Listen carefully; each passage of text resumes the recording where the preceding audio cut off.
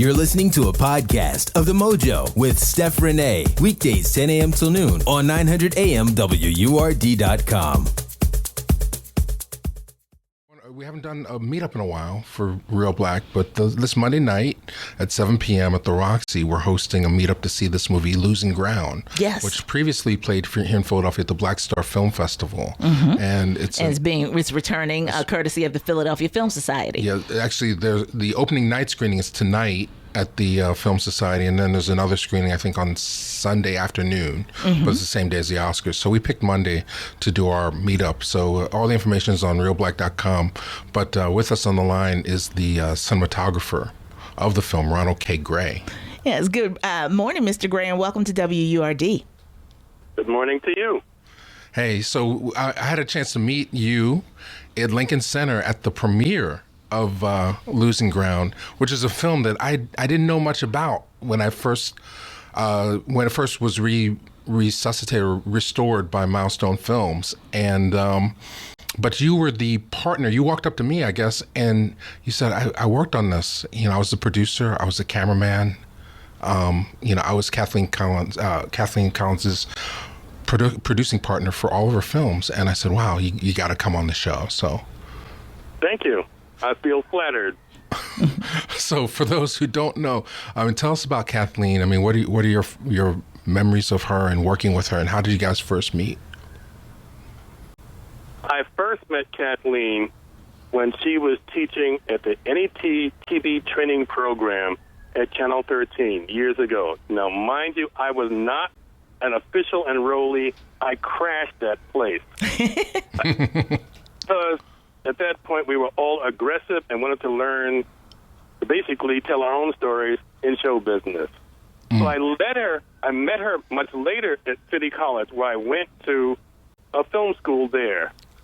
Well, let's jump ahead to me winning my very first film festival there with my very first film entitled Transmagnifican Bam Bamuality. Wow. So she saw the film because I won the film, and she was so flattered and so, blown away by the film that she approached me and said, look, some people have given me a little bit of money. Would you be interested in shooting the film? And I said, absolutely, certainly, because we love Kathleen. Now, mind you, I never studied filmmaking there from her. I studied speech from her in the advanced film program. It's called the Picker Film Institute. Kathleen taught the regular film program, so she certainly was there. But like I said, I never studied filmmaking from her. But when she saw my film and she loved it, she approached me and said, like I said, would you like to shoot my movie? And I said, absolutely. Right. And that first film was called The Cruz Brothers and Miss Malloy. Right, which has also been restored. I failed to mention that Miss Collins passed away to cancer what year was it? Yes. I didn't, oh, Jesus, I don't remember. Like the late 80s? 80s, I was going to say, yeah.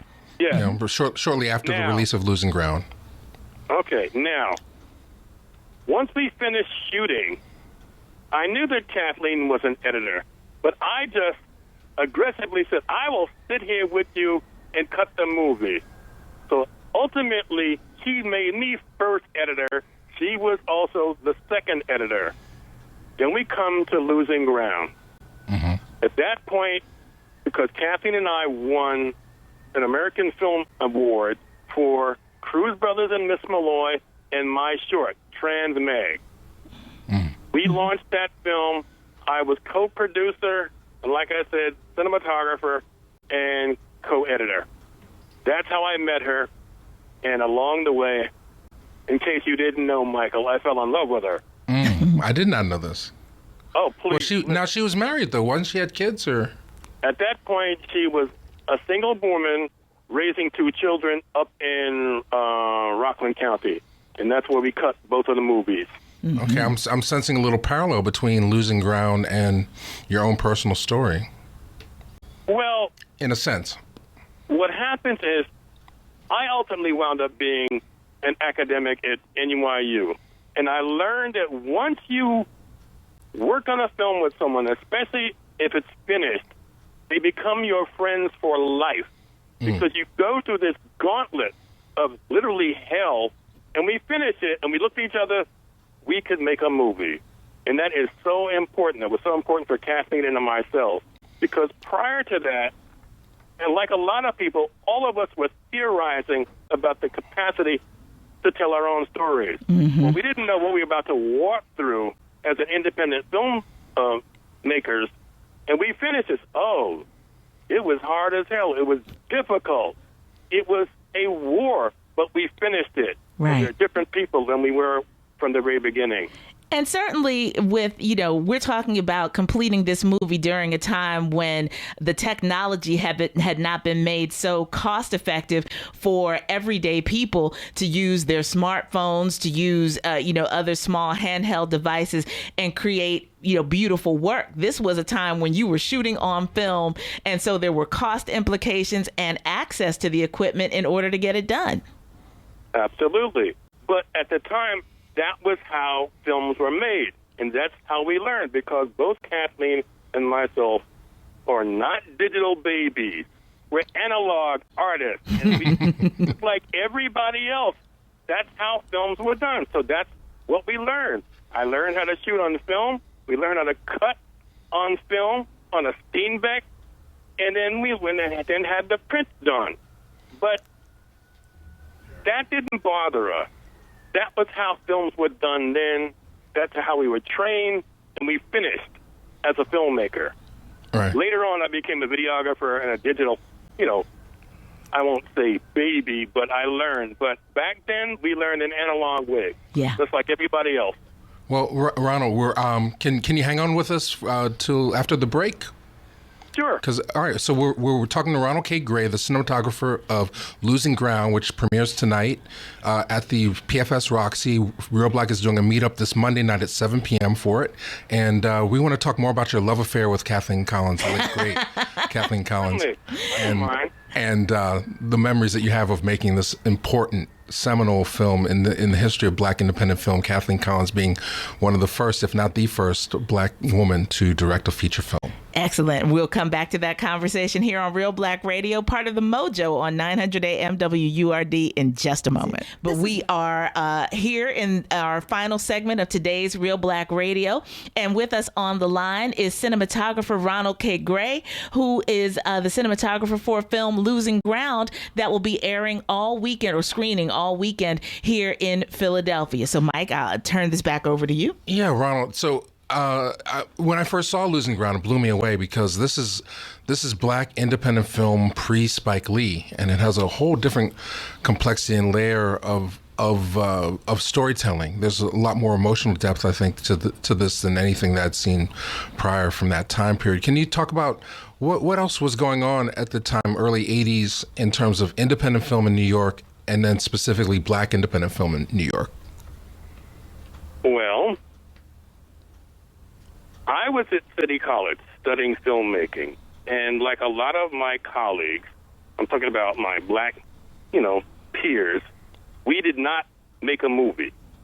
Mm-hmm. Now, both Kathleen and I were very deeply moved by Melvin Van Peebles' Sweet Sweetback, because Melvin stepped out and made a movie almost by himself, independently from the studio. Mm-hmm. Once he did that, a lot of us, we can do that because he did it. And I saw the first screening of Sweetback on 125th Street in Harlem at a midnight screening. And Melvin got up and spoke.